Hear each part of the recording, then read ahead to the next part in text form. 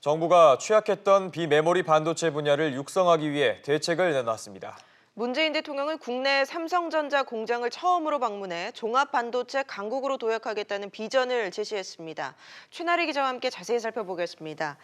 최 기자, 문 대통령이 삼성 국내 사업장을 방문한 건 처음이죠?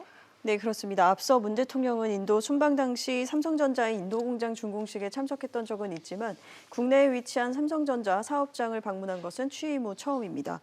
삼성전자 화성 사업장에서 열린 시스템 반도체 비전 선포식에 참석한 건데요. 이 자리에서 종합 반도체 강국으로 도약하겠다는 비전을 밝히고 적극적인 지원을 약속했습니다.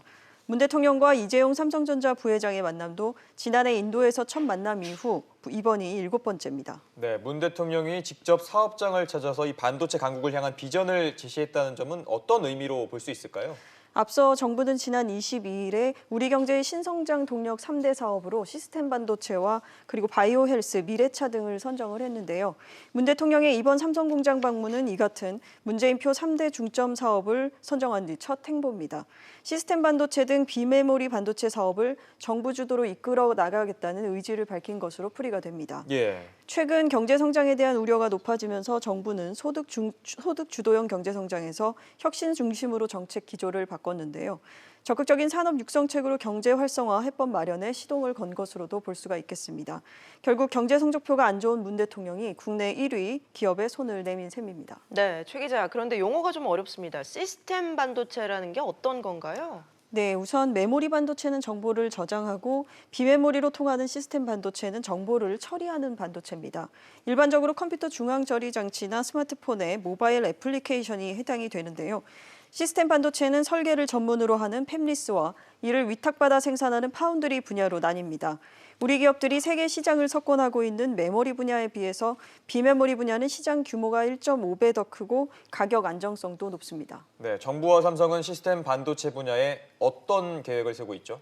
네, 정부는 시스템 반도체 분야 연구 개발 등에 앞으로 10년간 세제와 금융 부문에서 1조 원을 지원합니다. 예. 여기에 2021년부터 대학의 반도체 계약학과를 만들어서 17,000명의 전문 인력도 양성하기로 했습니다. 앞서 삼성전자도 지난달 24일 시스템 반도체 사업에 10년간 133조 원을 투자하고 전문 인력 15,000명을 채용한다고 발표한 바 있습니다.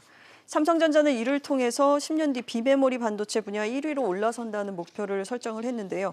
정부도 팹리스 시장 점유율 10%, 파운드리 분야 35%로 시장 점유율을 끌어올린다는 계획입니다. 네, 정부와 기업이 같이 이 비메모리 육성한다는 계획인데 시장 판도가 바뀔 수 있을까요? 한 발 늦었지만 긍정적인 도전으로 보이는데요.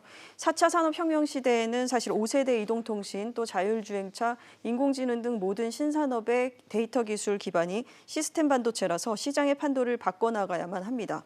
다만 시스템 반도체 육성 필요성이 제기된 게 외환위기 시절인 20년 전임을 감안할 때 쉬운 일이 아니라는 관측도 있습니다. 이 때문에 정부와 기업이 시너지를 낼 수 있는 전략적인 접근이 필요하다는 지적이 나오는 이유입니다.